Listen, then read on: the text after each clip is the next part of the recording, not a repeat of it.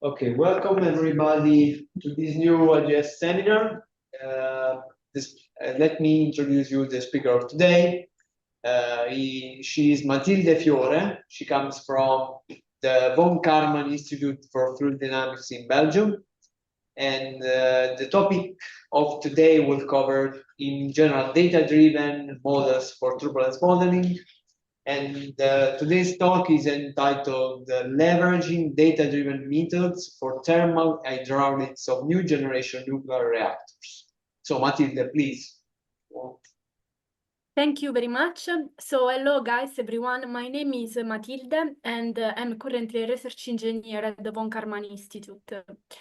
In this talk, I would like to present you the development and also the application of data-driven methods for nuclear thermal hydraulics, which is my main working field at the von Karman Institute.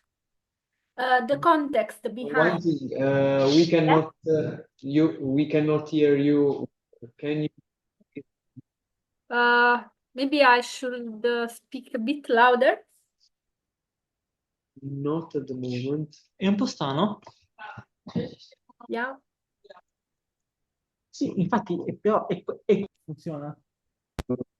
I try now. Okay. Right now. Okay, let's go. Perfect. So the context behind this talk will be the development of new generation nuclear reactors that are often cooled by liquid metals. This is a technology that, compared to the traditional water-cooled nuclear reactors, is characterized by many advantages. For example, higher thermal efficiencies, lower operating pressures, effective heat removal systems, passive systems, the operation in the fast Newton spectrum, the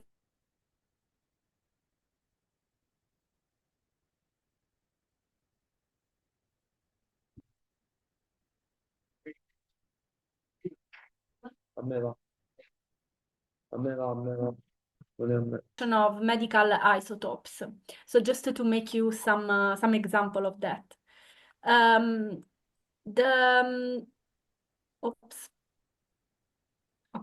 Thermal hydraulics is one of the fundamental areas of investigations for this type of reactors, since the cooling system must ensure the correct heat removal in both nominal and also accidental conditions.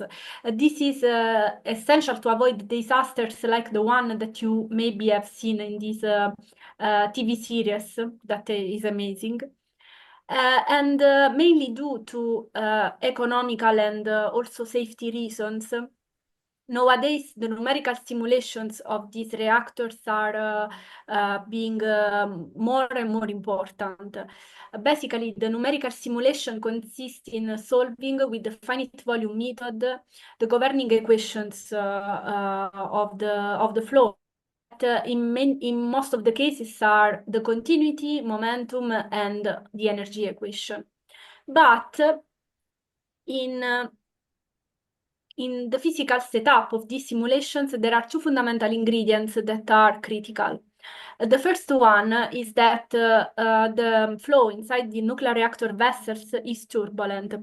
So to understand what I mean, I don't know if you are familiar with turbulence, but you can look at this channel in which a dye is injected here. So you see that after a certain distance, this flow of dye becomes unstable and chaotic.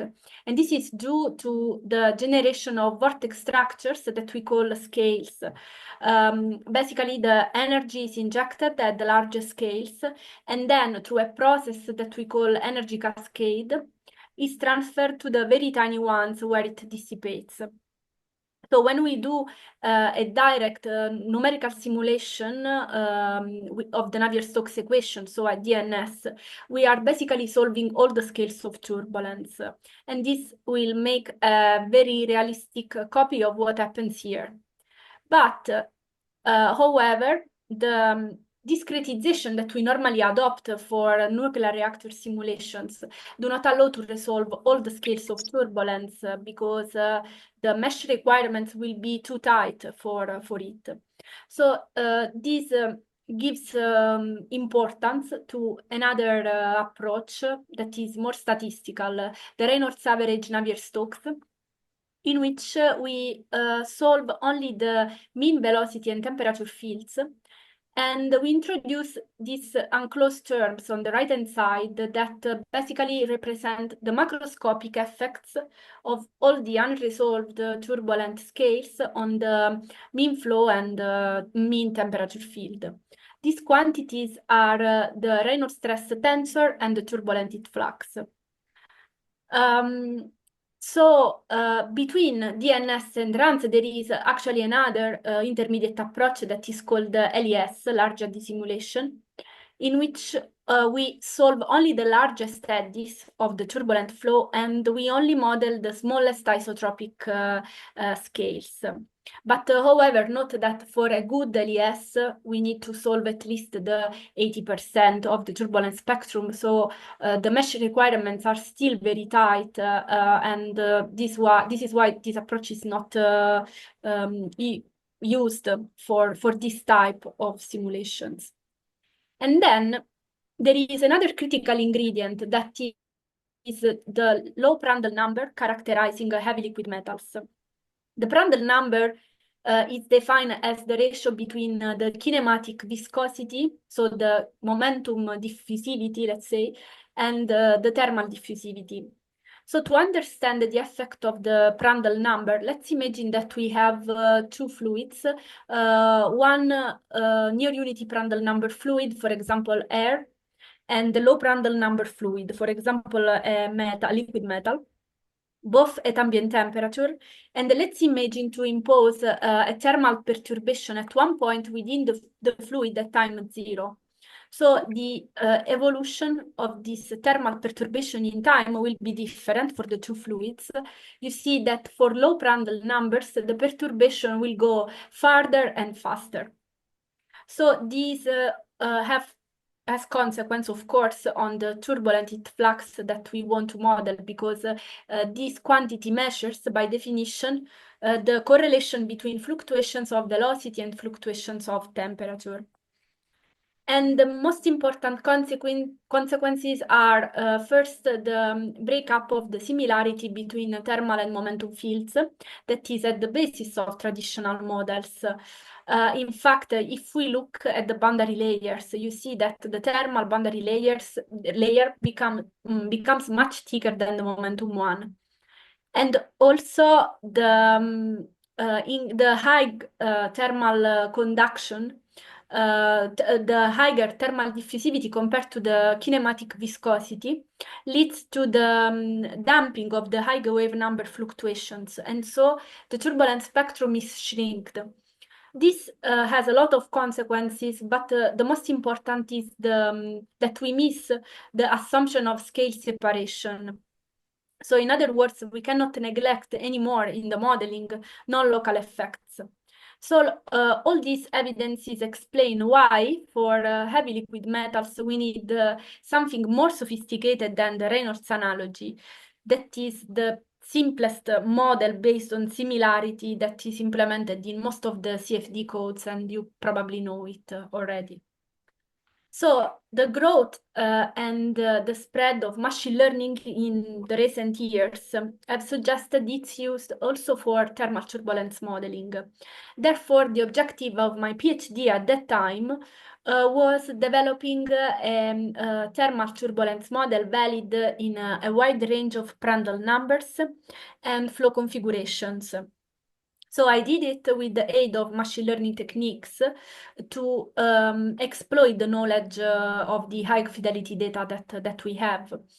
And the work followed two distinct routes, let's say. The first it consisted in developing a new algebraic model for the turbulent heat flux.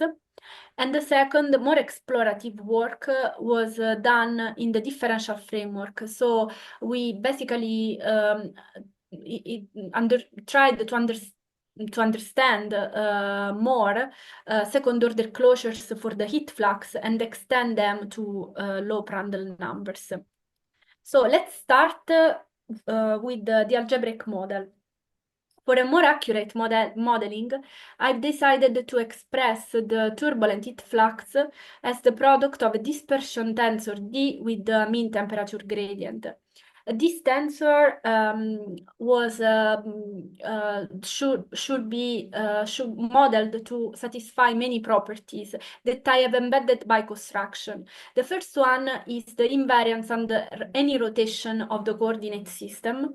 And the second is the realizability that for a turbulent heat flux model means that it should be consistent with the second law of thermodynamics, practically speaking.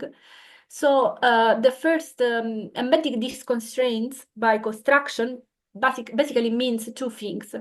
The first is that we express the tensor D as a finite expansion series of tensor, and our modeling was reduced to the closure coefficients of the model. And then the second is that the tensor D is written as a sum of a positive definite symmetric matrix plus a skew symmetric tensor, and in order to avoid negative real eigenvalues. So the data-driven model that I developed practically consists of an artificial neural network that predicts these variable closure coefficients as a function of these quantities, dimensionless quantities that I've denoted as pi. These closure coefficients are used to compute the tensor D and then the turbulent heat flux. So you can see that the network itself embeds by construction the constraints that I've mentioned you in the previous slide. So this is actually a physics constraint framework that can be, in principle, be trained for every flow for which data are available. And specifically for for low Prandtl numbers, there exist some DNS data for canonical flows, for example, turbulent channel flow, boundary layer, backward facing step, and so on. And additional LES data were built by a master thesis student that I supervised with some different mesh resolutions and subgrid models. In this slide, I've just summarized a bit the performance of the data-driven model once implemented in the CFD code, OpenFOAM, and they're tested for some canonical flows, for example, turbulent channel flow or the flow through fuel rods arranged in a bundle. Here you can see the most important facts, let's say, that you see that the network was able to extrapolate quite well at slightly higher Reynolds numbers, let's say, than those covered by the training database. And also the performance seemed comparable and sometimes even higher than other theory-driven models for low Prandtl numbers. I was a bit indulgent with myself with this slide because I didn't show you the limitations of the model, but of course they exist. In fact, the performance gets worse when we apply the model for less canonical flows, and in this case, stability can become a serious problem. Could there be another way to improve things rather than just producing more high fidelity data? Well, note that turbulence modeling is a broad field that developed a lot over the years. And so for the moment, we are embedding, the only knowledge that we are embedding in our data-driven model is given by DNS data, so the very tip of this iceberg. So which are the consequences of that? First, that we have a limited applicability range, so to low Reynolds numbers and few flow configurations, because only for these flows we have data. And also that we can expect an unpredictable behavior of the model in case it has to deal with non-perfect data. That is practically always the case. To understand what I mean, consider that the tensor D will be a function of many things, and one of them will be pi. This pi is a quantity that the solver gives to the neural network. So it's it's the result of the numerics and also many other models that are combined in the same setup. So this means that this PI will be perturbed with respect to the DNS value. And so we will get also a perturbed D. So the problem is that the point is that this perturbation of the inputs is not aleatoric. It is in most of the cases systematic because it comes from the deficiencies of the other models embedded combined in the same setup. So this is a problem known in the literature as model data inconsistency. In the specific case of this thermal turbulence model, the network takes in inputs all the many quantities that depend on the Reynolds stress tensor. This Reynolds stress tensor can be computed in many ways by the solver, for example, with the Boussinesq approximation, or maybe with something more sophisticated, for example, a Reynolds stress transport model. But whatever is the method used to compute this guy will be never equal to the DNS1. So here comes the inconsistency of inputs. So this means that to make our model more robust, we need to inform the network about the deficiencies of the momentum turbulence model applied in combination. And we did that by introducing a different training strategy that considers both DNS and runs input data. And a loss function for the training that weights both the contributions. I didn't want to enter in the details of that, but the most important outcome of this work was an extended applicability range compared with the previous model to a wider range of CFD simulation. One example is this non-isothermal planar impinging jet, in which you see that the momentum field computed with standard models, for example, K epsilon and K omega, is affected by uncertainties. In fact, you see that for different models, we have completely different size of this recirculation bubble. So AlFog, the underlying momentum field, is far from being perfect. The data-driven model gave reasonable heat flux predictions that when coupled with different eddy viscosity model, as you can see from the red line and also the purple line. So this proved that the model that we obtained with this hybrid, let's say, training mode was much more robust than the corresponding one trained with high fidelity data only, the blue line here. But again, it's very unlikely that in the near future we will get DNS data for for flows of high Reynolds number or for very complex flow. It's not likely to happen soon.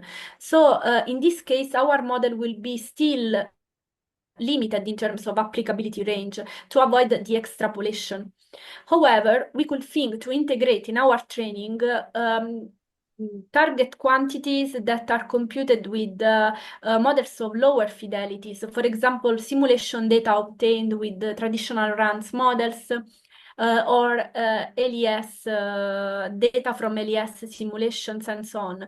Ideally, if we do so, we can generate a model that is very accurate in the range where high fidelity data are available, but that will be never worse than a traditional runs model outside of this range. This is the idea behind this new concept that we tried to elaborate. We proposed, in fact, a new network architecture that can work with multi-fidelity data, in which the first branch of this network fits the low fidelity target data coming from runs simulation, and the second branch corrects this low fidelity prediction to fit the high fidelity data, so the DNS data. This splitting was also useful to understand, to separate the isotropic modeling of the turbulent heat flux and the anisotropic effects. We tested this new concept for turbulent channel flow and for a planar impinging jet. And as you see here, going to higher Reynolds numbers with this multi-fidelity neural network, the predictions of the turbulent heat flux become more, let's say, predictable, more reasonable compared to the single fidelity network. And also here for this planar impinging jet that was not considered at all in the training data, you see that the multi-fidelity network gives as a more physical behavior at some distances from the impinging point with respect to the prediction of the single fidelity counterpart that is kind of oscillating after a while.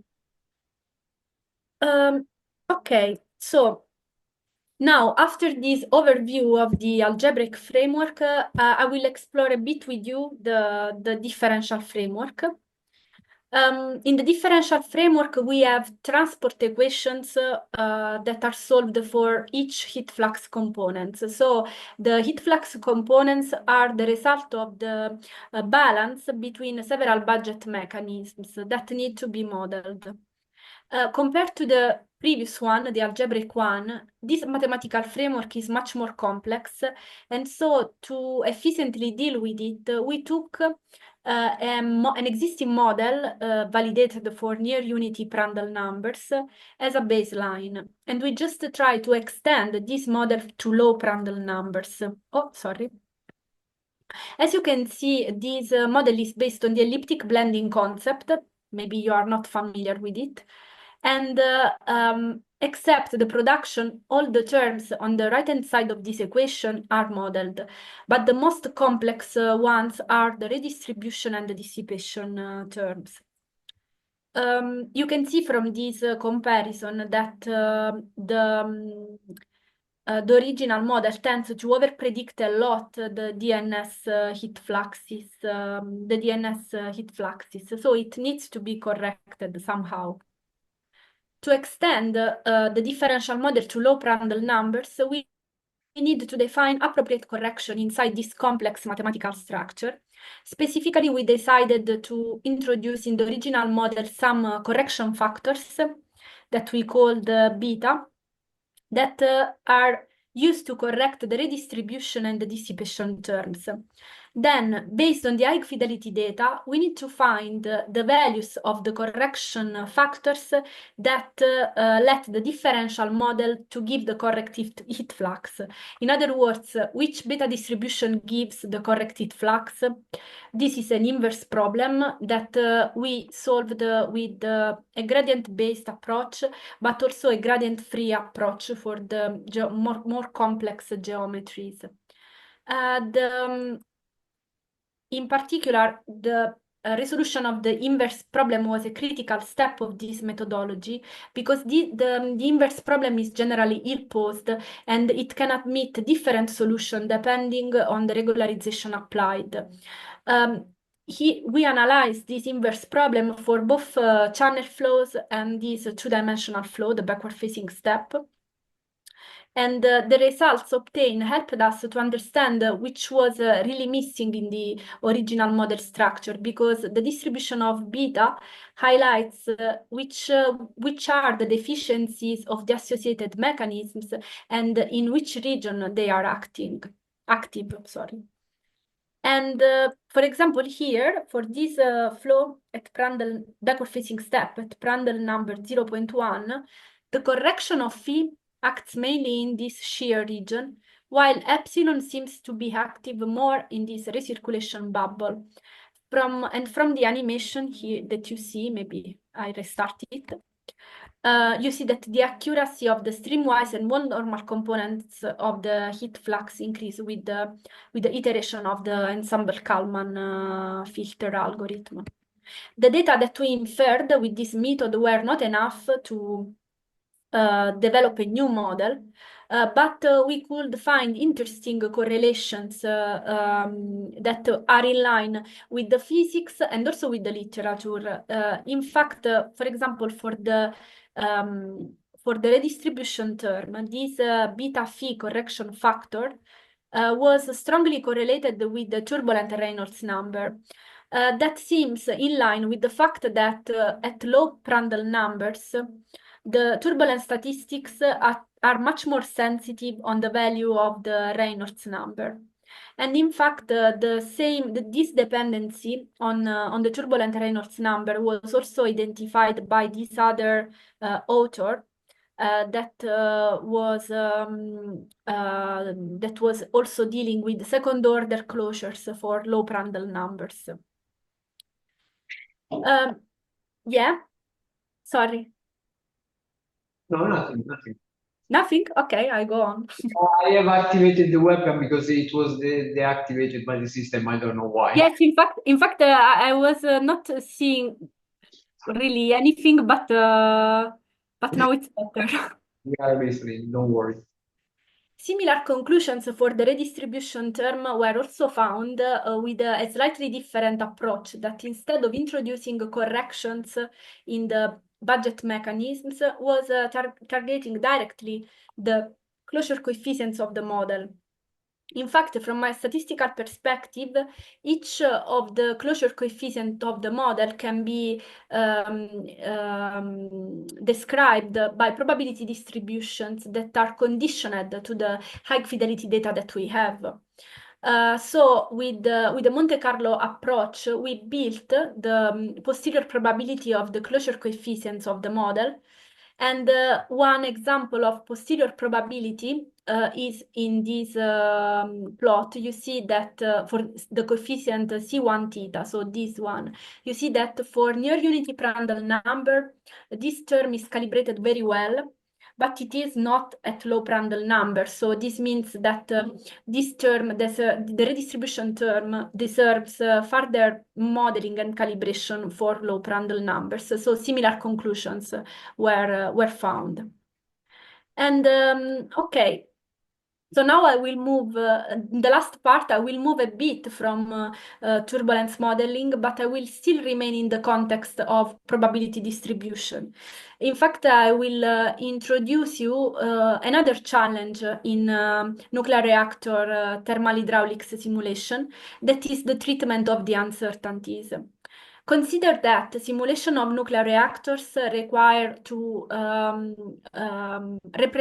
deal with a lot of physical phenomena that are interacting between each other, and they act in a multi-scale environment at such a level that considering all of these effects is impractical. And in a numerical setup, all the phenomena that we cannot represent, model in detail, should be introduced as a stochastic variable in our computations. But this means, on the other side, that we need to propagate these uncertainties to all the results of our analysis. And so we need to do quite some uncertainty quantification. Machine learning can help a lot to do that because it can help us to build surrogate model for a cost-effective propagation that replace the original models. The uncertainties that we have to deal in nuclear are a lot. For example, in the reactor core, we have a very complex geometry and a very and highly nested geometry. So the flow interacts with a lot of solid structures, chemical reactions, radiation, and neutronics. So due to this complex interaction, the thermal stresses and also the deformation of the solid structures can occur, but of course they are difficult to predict in the numerical simulation in a deterministic way. So let's imagine that a better approach could be describing this deformation with probability distributions, for example, uniform probability distributions. And the aim of uncertainty quantification will be estimating their effect on the maximum temperature reached in the first solid cladding region, that it's the first substrate of the pins. This analysis will require, in principle, many simulations with conjugated transfer to simulate both the fluid and the solid parts, which will be very, very time consuming. The approach that we decided to use leverages instead multi-fidelity data sources. So we had two different numerical setups, one of lower fidelity, in which we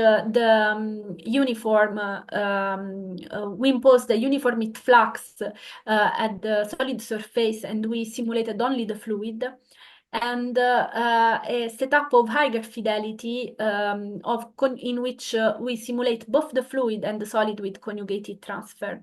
These diverse simulation data were combined in a surrogate model that in this case was a multi-fidelity Gaussian process that should predict, based on the deformation parameters that you see here, the maximum cladding temperature.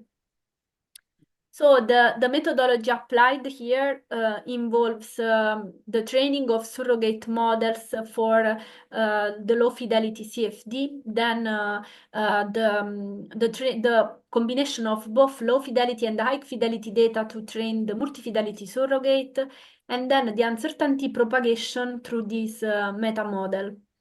We verified that with the multi-fidelity approach, the accuracy of the predictions is much higher than using its single fidelity counterpart. So the surrogate model trained on only high fidelity data. So with this approach, we were able to estimate the probability distribution of the maximum cladding temperature, and also to observe the different impact of the deformation at internal pins or corner pins that had different impacts on the temperature. Another UQ example, still for the core, is quantifying the uncertainty of the total pressure drop over the fuel assembly due to the defects or tolerances in the geometrical parameters of the bundle. In this case, we were targeting a wire space fuel assembly that is even more expensive from computationally speaking, because the geometry is quite complex. So we made a prior uncertainty analysis to understand how many samples we need to propagate the uncertainty. So we first achieved a dimensionality reduction of the parameter space with the active subspace method that is able to select basically the direction over which the outputs of the vary the most. And then the uncertainty propagation was made through this surrogate built over the reduced subspace. And as you see from this plot, you see that with a reduced subspace, the convergence of the statistics was higher actually than with the original parameter space. So all the advances in modeling and uncertainty quantification are the basis for the development of digital twins for thermal hydraulics. That is the new frontier of nuclear research to reach safety standards that have been never reached before. Valerio Di Domenico has just started his PhD at VKI with the objective of building this digital twin for the thermal hydraulics part of the reactor. Note that a digital twin is more than a surrogate model because it is connected to the physical system. It adapts real time to its temporal evolution. It can be used to detect anomalies and also to implement control actions. So it is something more advanced. At the core of the digital twin, there is always a dynamical model of the system where some parameters or terms are data-driven and so adaptable real-time. For example, we can imagine for a nuclear reactor that the skeleton of the digital twin is this lumped parameter model, where each region of the reactor is described by its average temperature. We then can introduce correction that here I've called gamma to improve the agreement with the real data. And with the field inversion approach, we can obtain, based on the data, the evolution of the correction gamma over time. To improve the accuracy of the prediction compared to the reference. Here, this correction is important, especially in the core, because the original model was unable to capture the correct temporal evolution with the original model due to the assumption of perfect mixing in the pools. It is interesting to note how these corrections have a strong physical meaning. In fact, if we observe gamma 1, for example, at this time instant, we see that it has negative values to represent the lower inlet temperature of the core with respect to the average of this pool. Conversely, here, the values of gamma 1 are higher than 0 and indicate that the inlet core temperature is slightly higher than the average temperature of this pool. So you see that this data-driven correction is easily interpretable, and this will ease, I would say, the life of Valerio, the modeling step that he will approach soon to continue to build its twin, this digital twin. And okay, this concludes basically my talk. I hope that with this presentation I gave you an overview of how integrating data-driven methods with nuclear engineering. As now machine learning have the potential to overcome a lot of challenges in this field. Specifically, there is the link between mathematics, physics, and data science that is constantly hybridizing more and more traditional techniques that we use for modeling. And as I think many of you are mathematicians, so or mathematicians or something close. So I hope to collaborate with you in the future for the future of this technology. Thank you. Thank you. Thank you. Of course, I would like to answer to your questions if you have. I have a lot. I don't know if someone else. It's the moment of the question, so if you want, please feel free. Start, please. Okay. Yeah. Okay, I can start. I have more curiosity than questions. The first curiosity is related to your multi-fidelity approach, that you have explained. I have never seen someone that mix low fidelity data with high fidelity data. Yeah. So one of the reasons, I guess, that it is because is cheap. This approach is cheap because you cannot generate so many DNS data. You have not so many DNS data. But on the other hand, I think that it can give also robustness to the method, or yes, because indeed your model is for runs. Okay. Yeah. And so if you pick other data that comes from runs, you constrain, yes, it's likely that you constrain your output, your global framework to be constrained on the trajectory simulated by the runs. Because the fact is that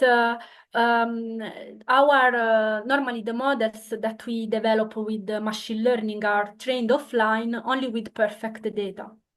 Yeah. So when you move into the code, then you will have inputs of your model that are computed differently.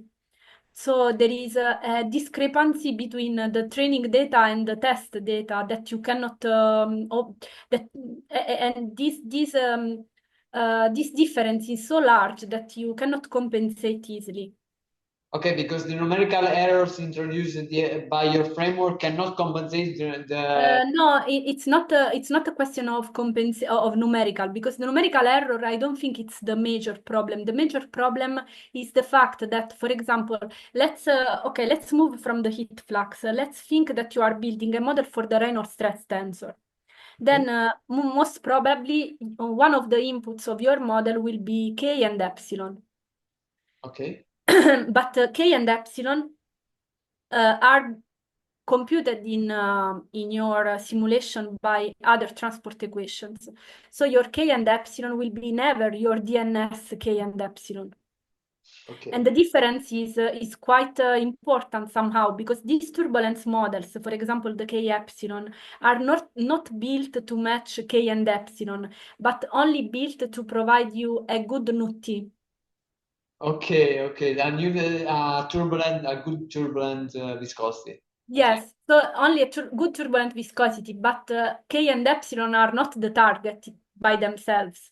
So you have quite large errors in these statistics, and this causes problems when you substitute the DNS inputs to your runs inputs. Okay. Of course, for the turbulent heat flux, this problem is even more important, because you have here the wall Reynolds stress tensor that is normally approximated very badly by Bussinesq. Yes, because it is isotropic, I mean. Yeah, this is a simple gradient assumption, so it's not accurate. It's isotropic indeed. Okay. And related to this stuff, have you never thought to develop a differentiable solver for training online your models? Yes, this could be one option, but also there are some troubles, I think, because if you the risk if you do something like that is that you overcompensate your model with all the defects coming from the other models that you are using. In other words, we decided to go for this strategy because in this way, the data-driven model needs always to find a balance between what is physically consistent, so DNS gives DNS, and what is acceptable, what is applicable in our simulation. In this way, it finds a balance. If you just use modeled statistics for training, you will for sure overcompensate the errors. So you are not retrieving a real constitutive law at the end. Okay, because you are bad. Okay, and in this framework, for your data, how much data have you used for the DNS, and then how much data have you used for the runs? Just to No, in this case, they were exactly the same. We were using for DNS as DNS data for a wide range of turbulent channel flow for different Reynolds and Prandtl, and then also other data for a backward-facing step, and we give the same exactly the counterpart of these simulations as runs data. Okay, but you have penalized the loss of the runs. It depends on the value of alpha, yeah. Okay, and you have tuned your hyperparameter. We built a kind of Pareto front, actually. Okay. To see how it varying alpha, how it behaves. And actually it was nice because the Pareto front, now I do not have it here, but the Pareto front that we got was really sharp. So it seems that the network had no problem to approximate to like use both runs and DNS data. So in fact, my supervisor called it a schizophrenic network because it is kind of understanding if you have DNS, I can give you this, and it seems that it follows a completely different path if it recognizes that it has runs. So it's like it is able to detect the quality of the data that you give.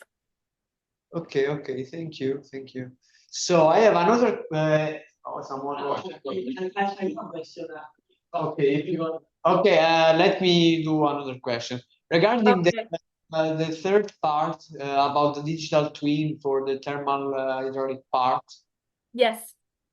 You have mentioned that with the digital twin, I'm not an expert on digital twin. So if I say some bullshit, it's my fault. I'm not an expert, and if you can you give me some details about this approach? Because I am just a pure fluid dynamicist, so I cannot understand how the digital twin computes all the quantities in the solver. Actually, since Valerio, the PhD student that is working on this thing, is online, I think it's nice if he replies to this question. Valerio, do you want to reply? Yeah. Can Yeah. you hear me? Yes, loud and clear. Okay. So you asked the way that the digital twin computes the quantities, right? Yes. Well, at the moment, it's just a simple lump parameter approach. So it's a system of ODEs. And you solve that system, and you basically have estimates for the main quantities. And the digital part of it comes from the coefficient gamma that you see. Those are data-driven, basically. So what we do is we have a series of CFD data, which matches like the cases in the 0D model, the ODE model. For example, reactor shutdown or reactor startup. So you basically fit the coefficient of the ODEs, the data-driven coefficient, with the data you have. And then there's a process called field inversion using machine learning, which basically lets you pass from the coefficient that you learned, that in this case are just a function of time, so they're only useful for the particular simulation you have run. And with field inversion, you basically pass from the dependence from time to a dependence from physical quantities, which might be temperature or, I don't know, pressure or Reynolds number or whatever. That depends on how you formulate the model. Right now, we're working... Step, let's say. For the moment, this is just the start. And then we will model it. This is right now we're working exactly on how do we, like what the gamma coefficient depends on. In some ways, it's like a dimensional analysis. You have to sort of formulate an hypothesis and say, okay, these gamma coefficients maybe depend on the Grashof number or on the Reynolds number, something like that. So that's how the digital twin, in general, the digital twin has to be faster than whatever methods you're using, because obviously if you want to use the digital twin for control, for example, or for failure detection, you cannot afford to run a full CFD model, right? Because by the time the CFD has run, like the moment in which you had to apply a control action is gone, right? It's too late. So it has to be a fast model. That's why we're using an ODE model. But it might change. We might use a system code later on. It depends. Yes. Yes, that's a great project, I think. Yes, it's really interesting also this one. Yeah. Okay, thank you very much. Yeah. No problem. Thank you, Valerio. Okay, if you want, Yes. So, please here come. you hear me? No. Okay. Yes, I hear you, not very, very well, but I hear you. Now better. Now better, yes. So, my question was, do you thought about using neural operators instead of classical neural networks? In this way, you could also use high fidelity data and low fidelity data at different resolution. I don't know if this makes any sense for you. No, I didn't understand exactly the question. If I understood well, you asked me if we were like evaluating using different models rather than neural networks. Yes, he was wondering if you have tried to use neural operators. For the digital twin. For the first part, the For the first part. No, actually, for the first part, for turbulence modeling, no, I never thought about it because I didn't really thought my modeling problem like a temporal evolution problem, let's say. No, for me, the neural network, a feed-forward neural network was the best for this work because also for the amount of data that I had. So I should go for something that could handle easily a lot of the big data because they were a lot of data. Thank you. Okay. Any curiosity? Okay, I have last curiosity. Yes. In the differential model that you have explained. Yes. Can you, okay, the first one, can you explain from what comes the elliptic blending equation? Why? The elliptic blending equation is a way that a different way to account for the wall, basically. I don't know if you are familiar with the low Reynolds turbulence models, like for example Launder Sharma or I don't remember clearly all the details. yeah, basically what they do is modifying the expression of nu t or other terms by accounting the distance from the wall. In the elliptic blending, instead of doing that, they introduce this equation for this parameter alpha that is a blending factor between where you have the wall, the elliptic blending factor is 0. Where you do not have the wall, it is 1. So okay, but I mean the elliptic blend, not the alpha, because the alpha, I mean, one can compute alpha by the distance. Instead, that equation is an elliptic equation. it's an elliptic equation. This is the length scale that basically models defines how much faster you move from the wall, basically. And then if you solve this equation, then you can model the redistribution and dissipation based on the distance from the wall. In fact, you see near the wall, this term is multiplied by 1 minus alpha.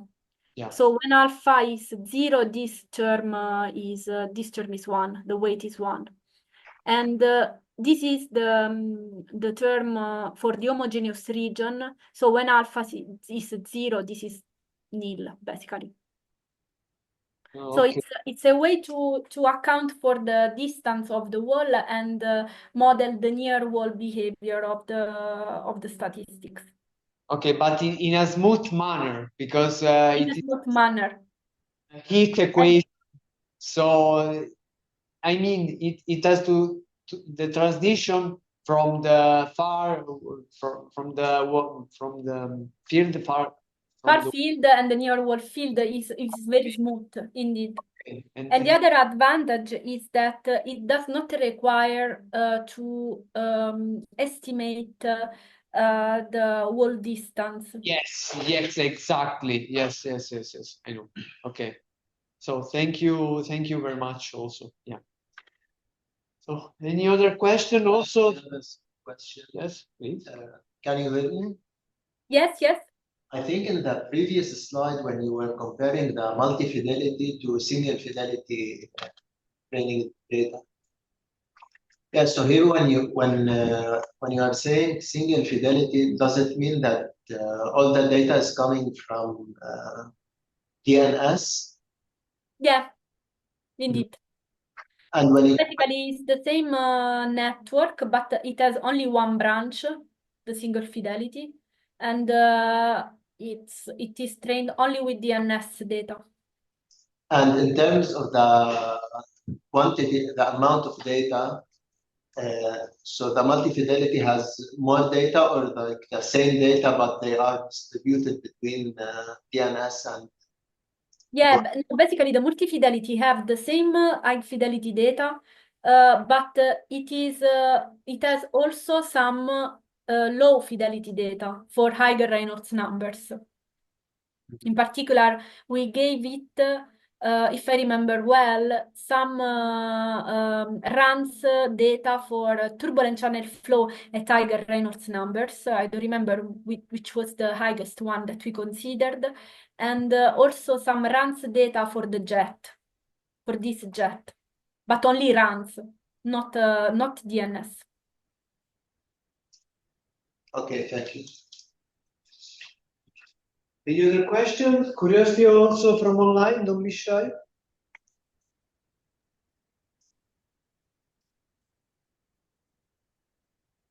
Okay, that's it, I think. Okay, let's thank again Matilde Fiore. Thank you very much. It was nice to be in Italy for a while. Yes, if you want, we are together from Basilicata, so if you want. I will expect you next time at the Von Karman, so. Okay, if it is possible, yes.